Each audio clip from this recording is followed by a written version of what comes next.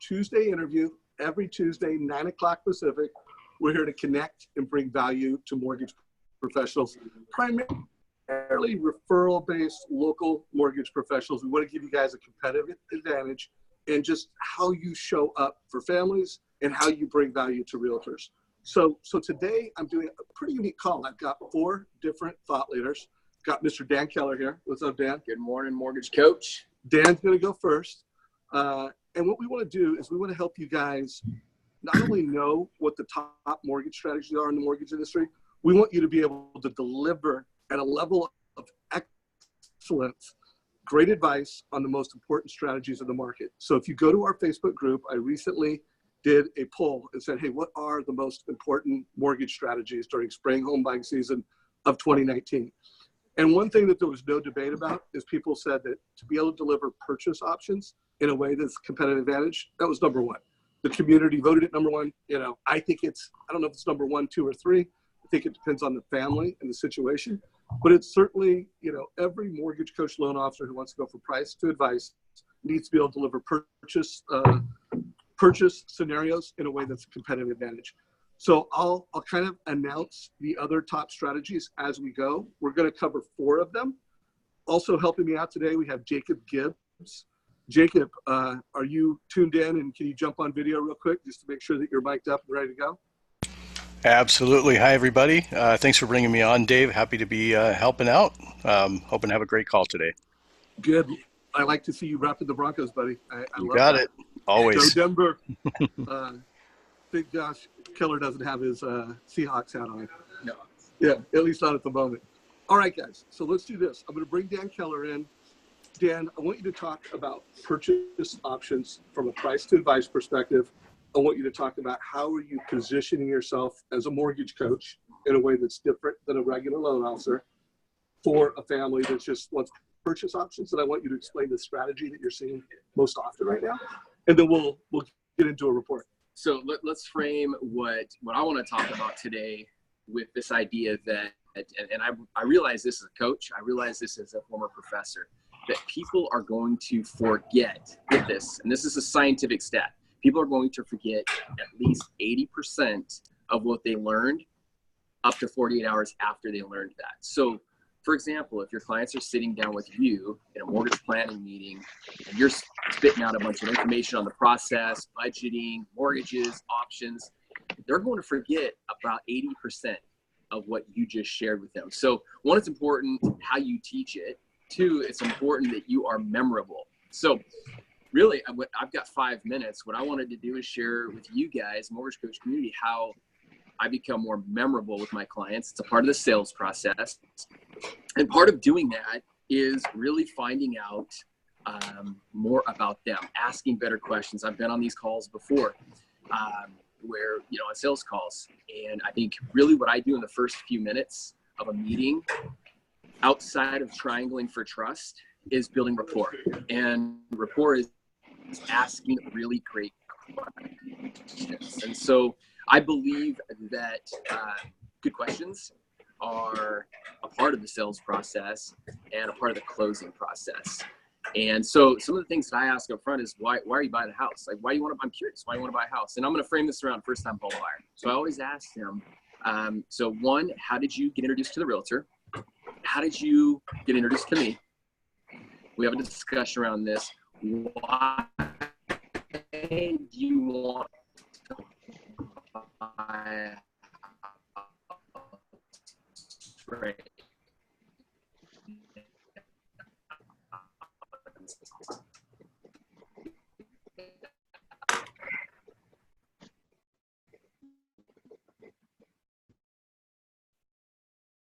Is they want to talk. I believe that people like to hear names. And then one of the driving to today's meeting, what were 1 or 2 things that you really wanted to get out of our time spent together? Or what are 1 or 2 big concerns that you have with buying a home or attaining a mortgage? And again, we have a conversation around that. And that kind of frames a presentation that I already have built out. My mortgage planning meetings, I tell my clients this up front too, is I'm a real big intention guy. I let everyone know what my intentions are going to be.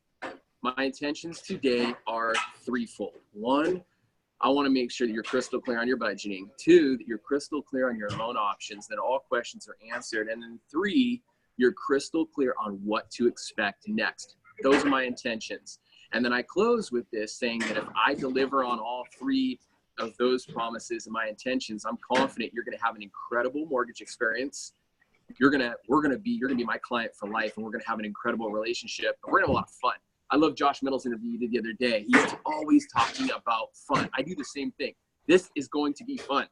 We're going to have a great time. Oh man, you're working with Tina. Tina is one of the best realtors in Seattle. You know what? Together, we're going to have a ton of fun. This is going to be great. So Dan, I want to get into a couple of your TCAs, but before we do that, the Josh Metal interview that I posted in the Facebook group yesterday, you need to listen to it. 2 big takeaways for me were when he said, my goal, I've always thought like my goal is to get people to like me. People do business with people they like. So my goal is to get people to like me. I love how Josh flipped that. He said, my number 1 goal is to like them. Like to literally be listening to them with a heart of curiosity and to like them as a human level. Like that's his focus. And I thought that was a flip of the switch, because let's face it, if you like someone, they're going to like you. So he is intentionally focusing on loving and liking the people he's doing business with. You cut that? But Josh is onto something. So how I opened today's call is people are going to forget 80% of what they teach, what you teach them. But get this, they're not going to forget how you made them feel. They're going to remember that emotion. They're going to remember that feeling. And so it's right there with what Josh is saying. Like they're going to feel that connection. Like, and I love what he said about you. The reason why you interrupted his prospecting time to be on a mortgage coach call, and he's doing that because he knows that by doing that, you're going to like him, and people want to be liked. It was such a good call, it's powerful. So the art and science of crushing it with first-time buyers, with move-up buyers, with everybody, to like them, to make the mortgage business fun, bring that fun and excitement to it. Listen to that interview. There'll be a link down below. I'll post it in the Facebook group here just in a minute. So Dan, now let's get, because that was the other thing he said, is I want people to think of something differently than they did beforehand. I want to teach them something they hadn't considered. So you gave a couple mortgage options. I'm going to share my screen right now. Well, you're finding that, you and I were having happy hour yesterday. There's this trend that I'm seeing right now. Attention, these happened to me a few times, probably a handful of times over the last 2 months, where I've sat down with very well qualified clients, and through the mortgage planning presentation, they have 760 plus credit score, greater 5% down. And so that we're talking about, where I'm now starting to, I don't care if you're an A+ borrower, I'm putting FHA as option number 1, which you'll see right now, because you know what? They're online. Is this the right one, Dan? You have 2. Yeah, that one's it right there. This is it. With okay. Permanent monthly. Nope, that's the MI. That's my Okay, so let's do this one first. So I'm starting every presentation now with the first option FHA, so that I can talk about that rate, because what they're seeing is with FHA, you can get a lower rate. So we talk about that. Yes, the rate may be a little bit lower, but the MI is permanent and the MI is a little greater in this particular case with Jeff and Lori. So what I do is I start out the meeting with this saying, hey, based off of your application, based off the information that I found, I put together some base level mortgage options for you. And I want to review these with you, and then we're going to tweak this. Okay. So I put FHA, next to it I put a 5% down conventional option. Now get this, you guys, this is happening a lot too, where people are having questions about PMI, whether they should get more money, put more money down. I have access to gifts. So I put together this third option that if they were to put down 10% and get a gift, here's how this would look. And in this particular case, they're actually going to most likely go with that option. Mom and dad are going to give them some money. And so this is how I start off the meeting, and then we transition. This allows me to talk about MI. This allows me to talk about the different rates in the marketplace. This allows me to also talk about some of the things that they're going to see online, that they may hear from coworkers. I let all my clients know this. There's this little reticular activator in our brain. I give them an example. This is where I try to connect it. When my wife was pregnant, everyone wanted to give my wife maternal advice. People that had never even had kids wanted to give my wife advice. And so people that don't have mortgages or aren't financial advisors, realtors, or lenders are going to try to give you advice on your mortgage. Nod at them, smile, give them a wink. And then if you have any questions, just come and talk to me. And so I plant that seed up front so that, kind of like what Josh said, I want to talk with these guys up front about something that, and kind of like trigger a conversation about something up front before it comes back down the road going, hey, well, why didn't you bring up this FHA loan? Well, it's not the best program. Why didn't you bring up this MI? So real quick, one more, just let's do a minute on this strategy. Jacob, I'm going to ask you in a minute, what could Dan have done differently? Like personally, I'm wondering, hey, should he have shown, hey, this is $417 less than monthly payment? Should he have shown that as a prepay strategy? But give us real quick, what's this and why do you have this scenario? So the second is, this is what I do in the middle of the mortgage planning meeting. I have this built out if mortgage insurance is involved. So this is a way where we can discuss the different types of mortgage insurance based on their application, based on their scenario. So again, I left FHA right there to show them the 5-year and the 15-year total cost of that mortgage of using an FHA loan and paying MI that way. Then I went with the 5% down, paying monthly. I went with a split option, and then I went with a lender paid option. Same thing, you guys. At the end of the day, I want to have this conversation with them so they're not having a conversation with a coworker going, hey, I got a 5% down, no MI loan with a 4.65 rate. Why didn't you explain that to me? So a couple things I want everybody to pull from this is when you look at the shift of going from price to advice, price is monthly payment, it's rate, it's closing costs. That's the price game. The advice game is total cost over time. The advice game is, how does that loan impact you over the 5 years, 7 years that you told me you had an interim goal? And how does that mortgage and advice impact you over 15 or 20 years? So price versus advice.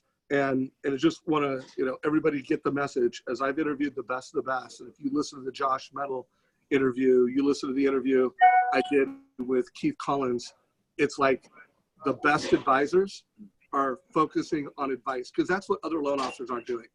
Other loan officers are quoting rate, payment, closing costs. You need to focus on advice.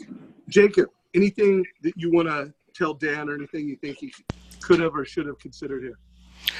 Well, I think it's a great report. I mean, I love the way you've structured it. And I can see that you're actually, you've got it angled so that you can make changes on the fly when you have the conversation.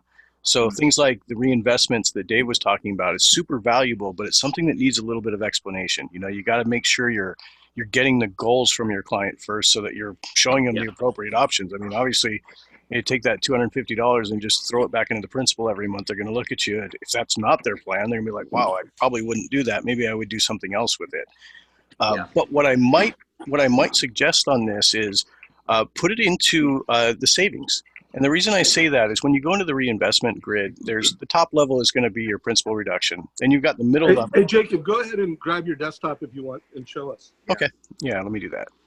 Give me just a second here. Guys, everybody that's on this call, I want you to get some ideas, some scripts, and I want you to know how to implement those at a higher level. So show us what you're talking about, Jacob. All right, so I'm actually showing a very simple refi strategy here just so I can show a cost savings on these refi options. Each of these refi options are exactly the same loan. I'm just showing 4 different possibilities for what they can do with the money. Same thing would apply in purchase options like we're showing today. Anytime you have a savings here, you have the ability to put it in somewhere. If you do nothing with it, that's what this first column is going to be. Rate and term refi. This is kind of like you're saving the $240, but you're not doing anything with it. Maybe you picked up an extra cup of coffee every day from Starbucks. Whatever it is, you blasted this away. Save the difference is what I was talking about. So for a report where you're trying to show somebody what that money actually does, even if you don't have a reinvestment strategy for them, throw it in their current savings account. Even if you don't have their savings balance listed, that's okay. You put this 240 in there, and this is at a 0 yield rate. So over 15 years, just saving the difference there, $43,000 in their mattress. Obviously, this can be a lot more powerful if you apply any kind of a savings rate to it, maybe throw it in the reinvestment grid down in the bottom part. But in this case, this is just plain, what's this money going to do when you're not putting it into your mortgage? What would you do with $43,000 at 15 years? And then you can have the more detailed conversation. Okay, well, there's the 240 that we're saving you right now.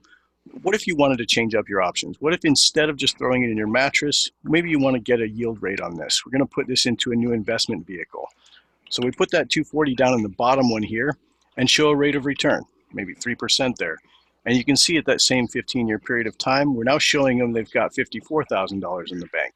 Again, this is based on the client's goals, right? So if they haven't made an indication that this is a possibility, you know, maybe they have other options for what they want to do with this money. Maybe it's going into their kid's college fund, whatever the case may be.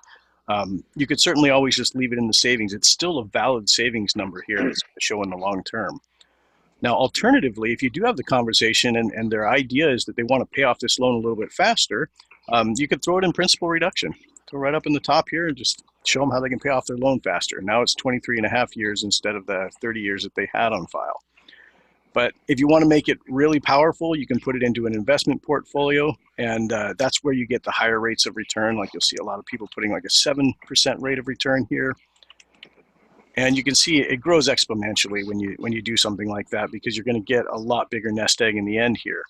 Now, the important part about doing this is when you prepare this report, you have the options for what to choose for your long-term metric. Depending on what your conversation is, interest in MI is the default here, and it's always going to tell a good story for you, especially if you're talking the mattress money type of your first scenario with zero return on it. You're just throwing that money in the mattress. But if you show net worth here, you'll actually see that money gets piled into the net worth. So let me do a preview of this presentation real quick so you can see what it looks like there. And again, don't forget, all this can be done on the fly. So even if you start with a very minimal proposal, but you might not even be showing a couple of these options, you can enable them on the fly and they'll appear while your customer is watching this. But what I wanted to show you here is, okay, rate and term refi, we've got a great net worth. And the reason we've got a great net worth is we're making headway on that. And actually we did principal reduction on this one. I should rename that. But saving the difference, this is just going into their mattress. But the point of this is your net worth is still higher than your existing mortgage was. But if we go into the more info here, you can actually see our savings balance. You've got $43,000 on that save the difference at 15 years.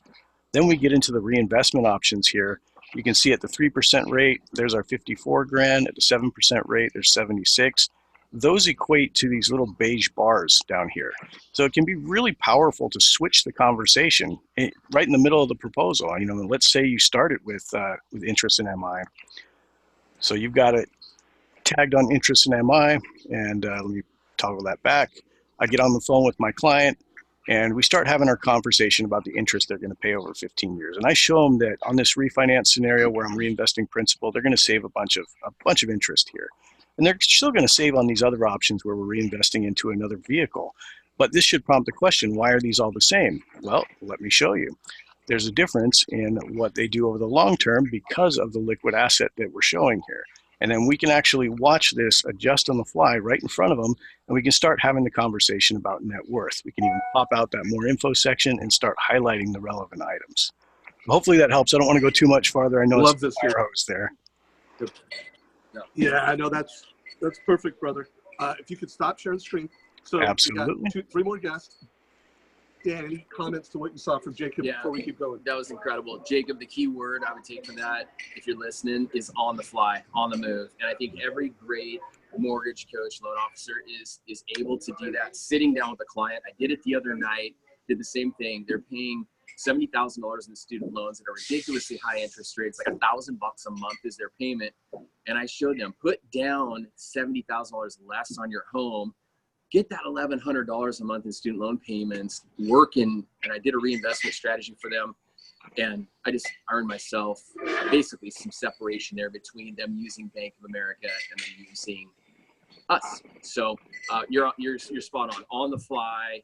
And hey, you know what? They remembered that because that's information that they hadn't received yet. So good job. All right. So Dan, you've got to get ready for an event. Yep. Crush it. Thank you, brother. All right, guys. So we've got three more guests. We have three more strategies. Number one, be able to deliver purchase in Mortgage Coach total cost analysis in a way that is valuable, in a way that's game changing, and make sure you're making that shift from price to advice. So our next mortgage professional is Greg Anderson, another loan officer out of Seattle. I've interviewed Greg multiple times. I think he does a really good job of making a case and helping families that are going to move up. And I see more and more value in a mortgage professional, not only being able to help someone who, hey, I've sold my home and now I'm buying a house non-contingent, but to me, the mortgage professional that's most valuable is the one that can help a move-up buyer who can't do a non-contingent. You know, they're going to have a contingency. And so, Greg, if you could just come in, introduce yourself a little bit, talk about how you're helping move-up buyers gain clarity, and then let's go through a TCA or two. Yeah, for sure. So, first of all, great information so far. I've already taken some notes here, so hope everybody out there in Mortgage Coach land is taking some notes. Great stuff. You know what's funny about this, Dave, is you and I spoke about this the other day about how there's different ways to get people into homes, especially in this competitive Seattle market. There's a lot of struggle with people trying to make contingent offers. They just flat out don't work. It's very uncommon for somebody to get their offer accepted contingent, and if they do, oftentimes they get bumped. And on the way up to the office this morning, I got a call from one of my realtors. She had a client that came with her own lender, and basically they didn't talk about any non-contingent options. And so she said, hey, I need you to work some magic. So I'm going to walk you through a couple of TCAs, but one specifically that talks about what I do for these folks that are just trying to get their offer accepted without having to sell their home first.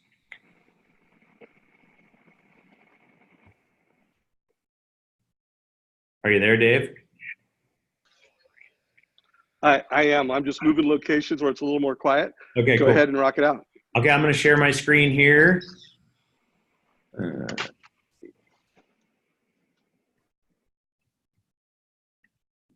See if I can get in there. Here we go. There we go. Let me get rid of this video real quick. So this particular scenario is, this is a great example. I'm going to move this over here. Great example of what happens a lot of times in our market. So we have somebody lived in her home. Mrs. Jenkins is her name. And so she's lived in her home. In my neighborhood, the homes were built in the 60s. And so it's not uncommon for people to be the original owners, or maybe they were the second owner. So they've lived in these homes for 30 years and now they're on a fixed income.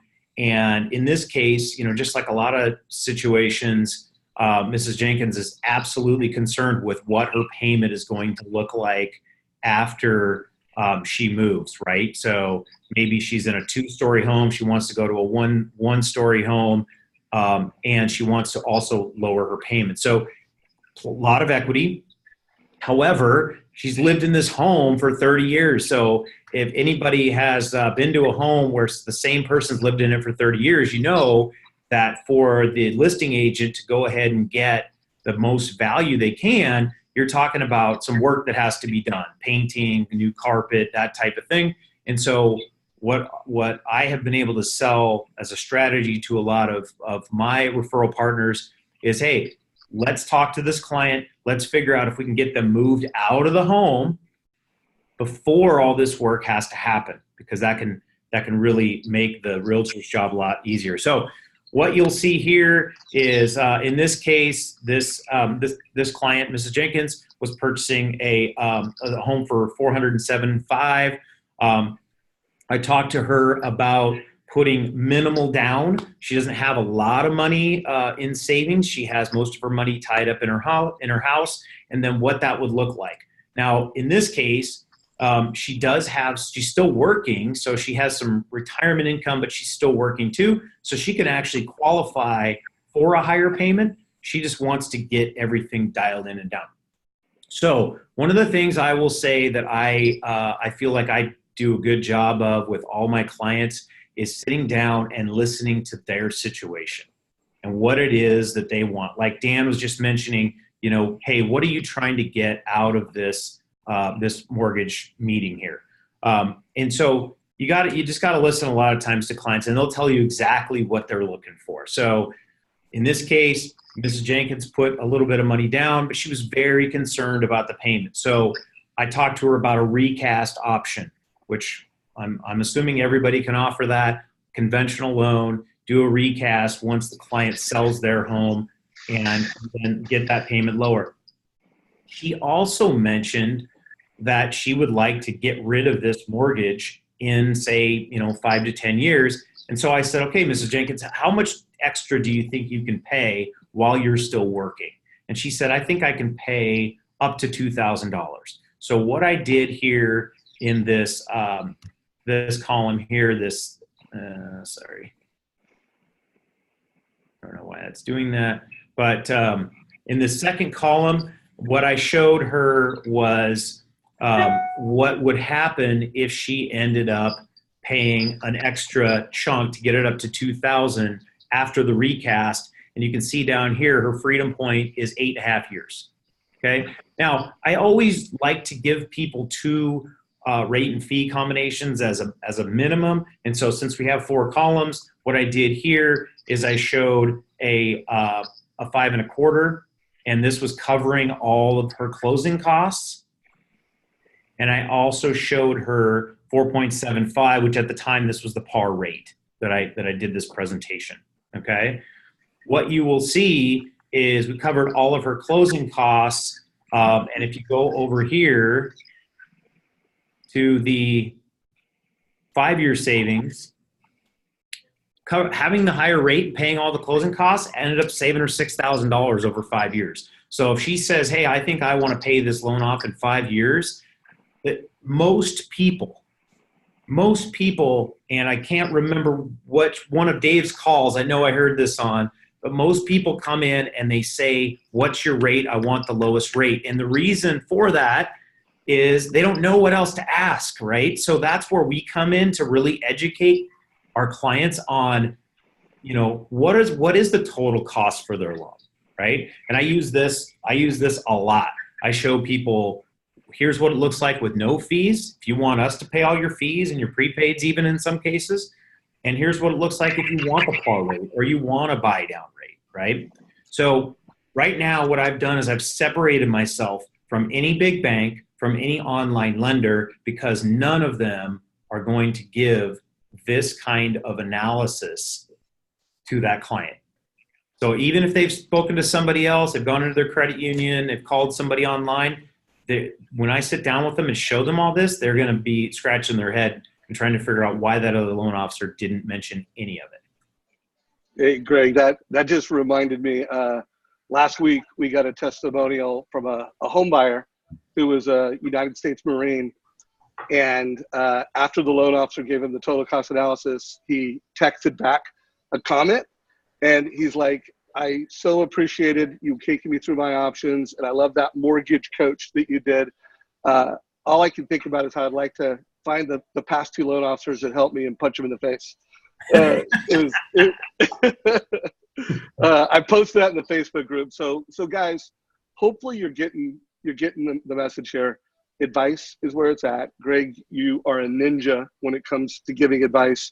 If you've gotten a takeaway so far from either Dan or Greg, give us a like. Hopefully you're watching this in our Facebook group. That is where at some point, we're gonna eliminate the ability to watch our interviews from Zoom, and we're gonna drive it exclusively through the Facebook group. So if you are in our Facebook group right now and you've got some value so far, give us a like. Also, we are gonna have some time for some questions. We've got 2 more guests to go through. Jacob, do you have a couple minutes of thoughts, any considerations on what Greg did here? Anything else he should have considered? No, I think this is really solid. I was just chatting to the panelists that this is the perfect example for how to beat some of the automated online lenders. I mean, Greg mentioned it. There's a lot of people out there that are just going to quote a par rate. They're not going to give you the other options, or they're going to do worse, and they're going to quote you a rate that costs you. And that's what a lot of the online banks are doing right now. So being able to show the transparency of a couple of different options here and a couple of different potentials for closing costs, I mean, it negates that conversation entirely. So now they're not going to be looking at their phone going, okay, I qualify for X rate, but then find out later it's going to cost them an extra $7,000 in points just to get that rate. So I love your strategy, Greg. I think it's really solid. And just kind of going back to Dan here, it's always adjustable on the fly, right? So you can still change the conversation as need be. That $700, maybe Miss Jenkins comes back and says, hey, well, what would happen if I didn't put that into principal? What if I just save that money and put it in my bank account at a 0.05 rate? That's still going to be a huge advantage. So Right. it's still something you could show. And you can change that on your phone. Absolutely. I have been on the golf course, had that conversation, and gone in, changed it on my phone, and they think it's so cool that it changes on their end. Absolutely. Yeah, no doubt. And, would you say that this saves you time or takes more time to use Mortgage Coach to deliver advice? Oh, it saves me a ton of time, Dave, because I used to go in and type up, 4 paragraphs of explanation. Now I can show them, graphically and on the screen with numbers, and then I shoot a video explaining something as well. Oftentimes I try to get them on the phone so I can do the live presentation. So I don't give them everything in the video, but I could if I wanted to. Or if I was something like that. Now, again, if you're on this call and you like writing long emails and spell checking them, this might not be for you, but if you like to save time, deliver advice in the fastest possible way, and add a video to it. So one, you're increasing that personal connection. One thing I loved about that Josh Metal interview yesterday, he's just talking about how, hey, all of my loans are not referrals from realtors. I deal with a lot of online buyers, and I need to create personal connection. And he talked about why video is important to personal connection, why teaching people things that they didn't already know is important to personal connection. So be sure to check that out. Greg, I love it. If you want to stay on, you're welcome to stay on. Is there anything else you want to share before we bring in our next guest? No, I think everything's great. Appreciate you having me on, and I'm going to jump off and drive to the meeting here. Okay, I'll see you in a few minutes. If you could stop sharing your desktop, and we'll see you in a little bit. Okay, take care, guys. Thanks, Greg. All right. So I don't want to say it's in no particular order. What I'm going to share today are the 4 key strategies to crush it during spring home buying season. But hopefully you're getting the message that the best strategy is whatever's most tailored to that family's needs. So, a generic purchase options is definitely something you need to be a pro at delivering in a tailored way. If it is a move-up home buyer, you need to be great at delivering a move-up home buyer experience and being creative with different ways to help that family build wealth with real estate faster within that move-up. If it's a first-time home buyer, you need to be a master at delivering a rent versus own. I recently had Kevin on a Mortgage Coach call. We have not only posted that, it's from last week's, I think it's last week or the week before's Friday Mastermind, and then we edited that. So it's in our mortgage strategy playlist. So you can check that out if you want to see the 20-minute version of what Kevin's going to do right now. But Kevin Watson, if you could just tell everybody, what market you're in, a little bit about your mortgage practice, and then let's get into how you're showing up for first-time home buyers. Sure. Thanks, Dave. I'm in the Nashville, Tennessee market, and it's a pretty hot market, actually. We're very blessed, and we just finished the NFL draft here, and it was packed all the way down Broadway, pretty fun. I stayed far away from that and had a good time just watching it on TV, and very proud of our city, though. So we've seen a lot of growth. In fact, preparing for this, I did a little bit of research and looked at the average rent increases nationwide since 2000 to 2018 is about 3.07% increase from year to year, where in Nashville it's 6.47% increase in rents from year to year. So from last year to this year, it's 6.47%. So obviously it's a great place, but it's also getting expensive for people to buy, or not to buy, but to rent. So this rent versus own analysis is really great timing for our market, and it possibly would be great for your market as well. But what I'd always like to do, like you said, is go in and start with educating. And do you want me to go ahead and show my screen here? Yeah, if you could show your screen and walk us through one of your rent versus own, and I'll ask you some scripting questions along the way. Okay, can you see it okay? You see it perfectly. By the way, I like that new that social survey review down in the bottom left-hand corner. That's pretty cool. Oh, love that.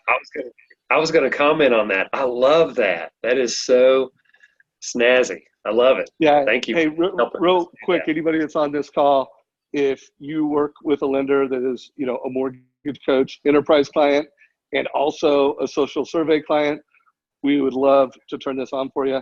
You can either email socialsurvey@mortgagecoach.com or email me, dave@mortgagecoach.com, and we'll put you in line to get this new integration lit up. But no, it's incredible. So walk us through it. As my 11-year-old son would say, that's sick. So I don't know what that means, but that's pretty cool. So when a renter comes in and talks to me about looking at buying, I always like to educate them on why buying a home is important. And, you know, they've heard everything from their friends and their family, but they really don't have the numbers. And so I like to let the numbers just speak for themselves and just educate them. So I always say that there are 3 main reasons why you want to buy a home versus rent. And so I go through those in the Mortgage Coach rent versus own analysis is a really great tool to illustrate those 3 reasons. So I'm going to start with the first one. The first reason that a renter wants to buy a home is because most of the time they've got a little bit of money saved up to buy a home, or they may start with zero. This analysis right here is a bond program where they're starting with zero, and the down payment is given by Tennessee Housing Development Authority, and so their actual cash out is zero in this scenario. But if they had $20,000, that's an asset, right? And it's in a bank, making a little bit of money, let's just say 2% growth over time. Well, they are able to take that small asset and leverage a larger asset, which is a $300,000 home in this example. So the first example of how it's beneficial is it's an asset leverage. Okay, so the leveraging a large asset, according to the Census Bureau, that in the last 40 years, homes have grown at an average of 5%. So I always have customers say, well, I don't know if we should get in now. We think maybe next year prices will go down. I just tell them, don't try to time the market. It's almost impossible to do. The average over the last 40 years is 5%. So best time to go ahead and do it. If we can, you can qualify, and it's a reasonable payment is to do it now. So the second reason that we talk about, let me show you on how to illustrate that. Under net worth in 30 years, see how I put their rent here? So what I did was I went in, just like Jacob was talking, I went in and I put a 2% growth on that savings account. So over 30 years, they've accumulated a whopping $36,424.18. If they would have invested that money into this home over 30 years, they would have had $1.296 million. So they would have created wealth just from that investment. So this is the perfect way to illustrate the asset leverage. Okay, next one is the tax benefit. So on Mortgage Coach, you can go in and put in what their tax bracket is, what their income is. And of course, I want to go ahead and say they want to talk to their tax advisor to make sure they're over the standard deduction and they're able to itemize in order to do this. But if they are, assuming they are, in this example, this customer is able to get a tax benefit. You can see the tax benefit showing here of $272 a month. So that you take the 2025 and you reduce the 272, and that's what their real net pay is, what they're really paying. Because you can take that 272 and you can coach them how to go to their employer and fill in another W-4 form to have more withholdings on their W-4, so they have more money coming out and not going out to taxes each month. Or they can wait to the end of the year and just get a bigger refund. But this is real money. The next column that we always talk about after the tax benefit is the principal paid. It's like a forced savings account for you. And one day when you need to tap into your equity to do a refinance, to pull out cash for tuition or renovations or whatever, or you go to sell this home, you're going to have that money sitting there for you, and you'll be able to use that. So the total net monthly payment ends up being $1,391, where they were renting for $1,500. The next thing I do is I go into talking about how this is an inflation hedge for them. And I explain to them a little bit about inflation. I say it's basically the theory that the price of things are going up, and that's called inflation. So we're going to talk about inflation on their rent. 100% of their rent is affected by inflation. So all their rent is going up. We talked about the percentage of growth, 3.07 since 2000 in all across the nation. Nashville is a lot higher at 6.47 per year. So 100% of their rent is affected by that inflation. Where in a mortgage, on a 30-year fixed rate mortgage, it's only about 15 to 20% of their payment is affected by inflation. It's pretty much the property taxes. So they're able to take and be able to hedge off that growth of that mortgage payment. So that mortgage payment stays sort of steady, where that rent is going up and up and up. So like in this $1,500 example with the average appreciation nationwide, that payment's already up to $1,750 in 5 years. So it continues to grow where that mortgage doesn't grow as much. So it hedges off inflation. So we talk about those three big benefits and why they want to do this, to actually get into a home and enjoy the home and create a great family and a great home environment there, but also to build wealth. So, a lot of millennials are really interested in that, and everyone is. And we do that by just teaching them how to build wealth. According to the U.S. Census Bureau, 80% of America's wealth is held in their home. And so this is how they do it. And, it's a slow process, but it works. So that's pretty much what we teach them how to do.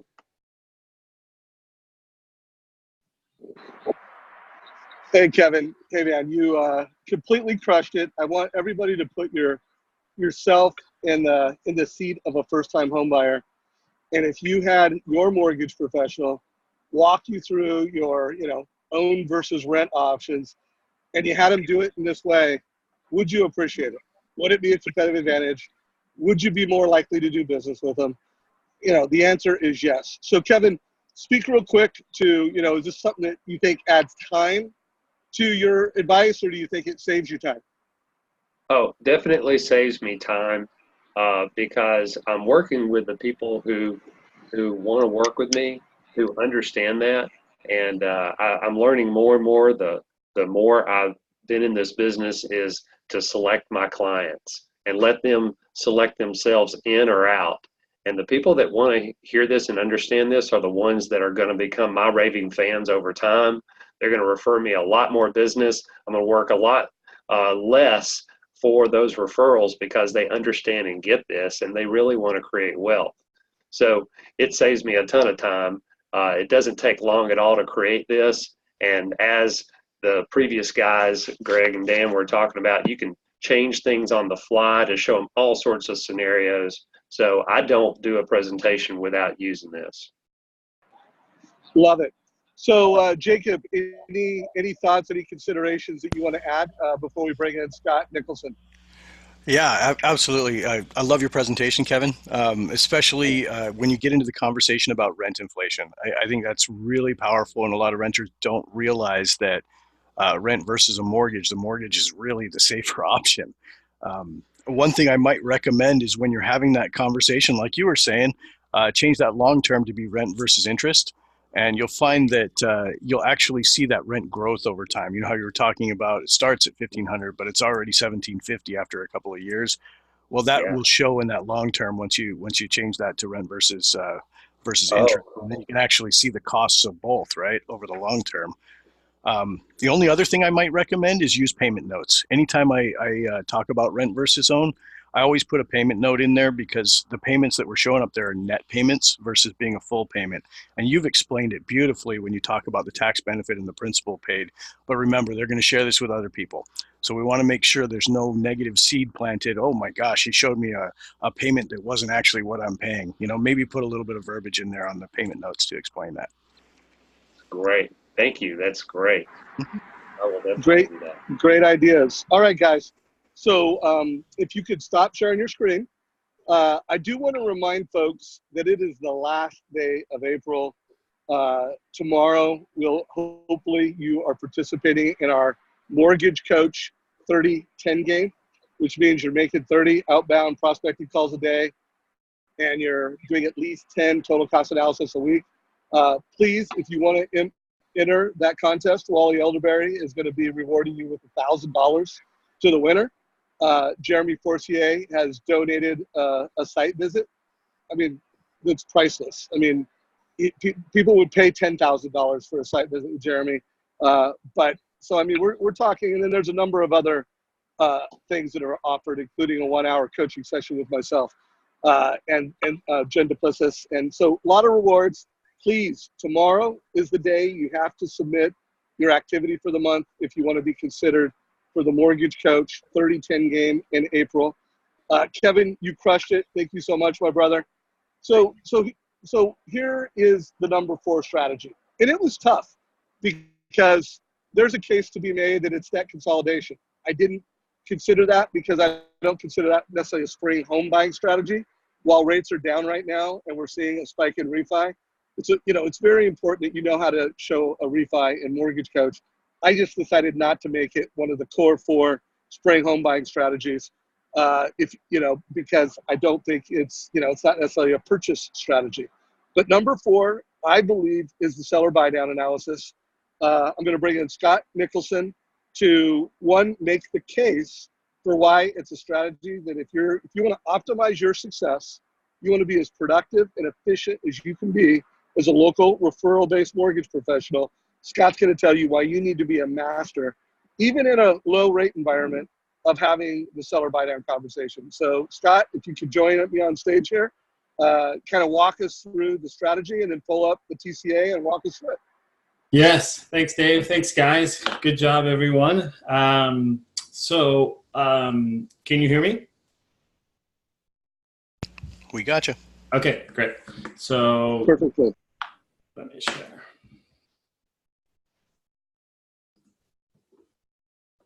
Okay. So can you see my screen? We see it. Okay, so let me just I know we're running low on time. Let me just give 1 minute, just kind of a background of who I am. I'm out of the Orange County market. I lend in the California, a lot of business in Washington and Nevada. So I represent kind of those 3 states. 60% of my business is online. I deal with probably 2 of the toughest products, so to speak. One is renovation, and the other is the seller buy down. So I deal with complex, formulas or strategies. But Mortgage Coach, and I'll share this with you, is a huge tool for my success. And the reason I do that, and I just want to show you a slide that I did for my agents. This is my motto. This is it right here. The one thing you can't automate is advice. It's important to be the expert, to have an expert alongside of you.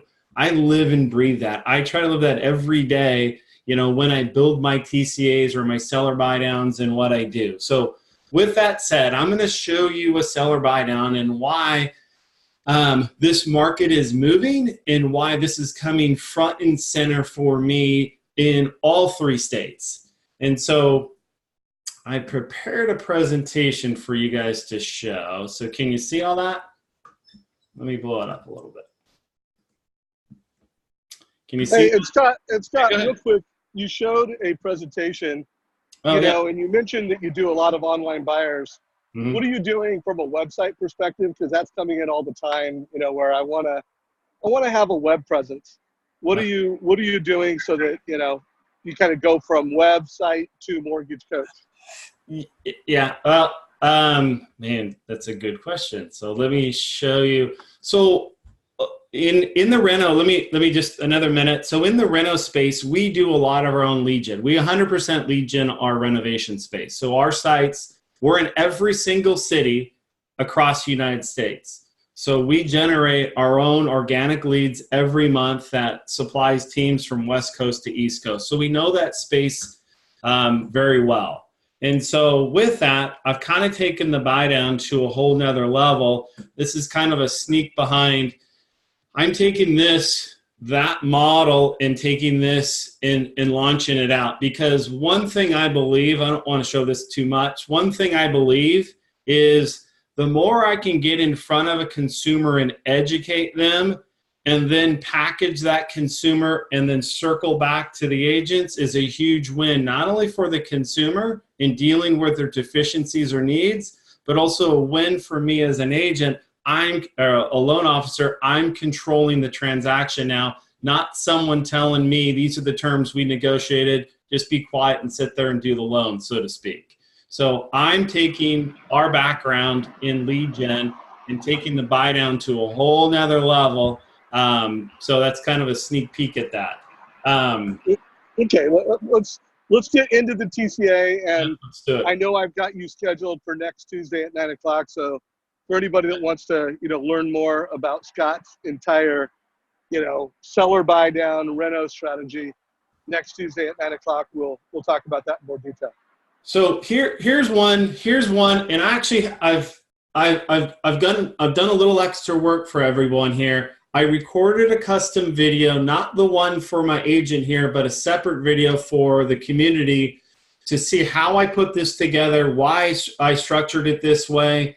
I also had 2 videos I recorded on Easter when I pulled up in front of this open house, me going into the open house, me leaving the open house, some of the dialogue and details that were impacting this property and the agents. So here's the actual report I built on this. There's a video that goes with it. So here's what I got. I got a property that's on market for 20-something days here. The agent, I got in contact with the agent, and his exact words were, Scott, in my 20 years, I have not had one showing to my property. And we're on 20-something days now. Never in 20 years. So there's that separation of high price point to first-time home buyer. And so I've asked him 3 questions. How can I help? One is the property priced right? Right? That's the first thing. Because if it's not, I'm the first guy to tell him to price it. He said, get it to where it should be. It wasn't. It's actually priced very well. Number 2, what is your move? What is your next move for marketing this property? Their next move was an $80,000 price reduction on this property. And the reason why? They wanted it to trigger in the MLS at 1.499. Irregardless of what they're doing to the equity of the seller situation. And so I go, okay, I got some ideas. Let me run some numbers. I'm going to send you the presentation. So here's what I came up with. So column 1, and this is the TCA. I'm presenting the seller buy down, not in its format I wanted to do in the TCA for this particular reason. So column 1, this is your standard, what it looks like right now, what your listing agent is trying to entertain to your typical buyer right now. And I won't go over the details, but you can just see it on my screen. Column 2, notice I have a $69,000 price reduction. I created that. And I told them, could I get 69 to make this work? Well, absolutely, because 1, there's 0 activity now. Number 2, they were going to do it for 80. And number 3, I selected 69 because it was the most, I came out super aggressive on this property.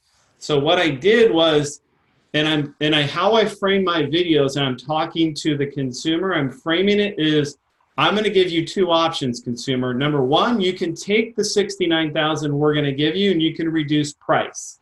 And I'll cut to the chase. The savings is $334. Option 2, I can help you reduce rate, and I'll cut to the chase. It's $765. So now I'm giving them a choice. What do you want to do with the money? If a guy is payment sensitive, well, obviously number 2, the 69 and the seller buy down is a huge win for multiple reasons, for ratios, for payment. This is where I took it to the next level. And what I did in here, if you notice, I'm highlighting the column of payment reduction. I took both of the savings, put it back into a normal payment. So my payments are all relative to the $77.45. But if you look to the right in the graphs, look what I'm doing now. I now savings over 36 months, and I set this graph for 3 months. Well, to take the price reductions, the saving is $7,700. To take the seller buy down, it's $41,000. The principal paid, I selected principal paid. The savings to do the price reduction is $275 principal paid in the 10 years. To do the seller buy down, it's $380,000 in 10. So think of what we're doing here. For this particular client that's not payment sensitive or income sensitive, I've now taken them another level to build their worth and show them how much savings we have in 3 years and how much we can build in 10. So guys, here's how the seller buy down became just a clear winner when you think of the top 4.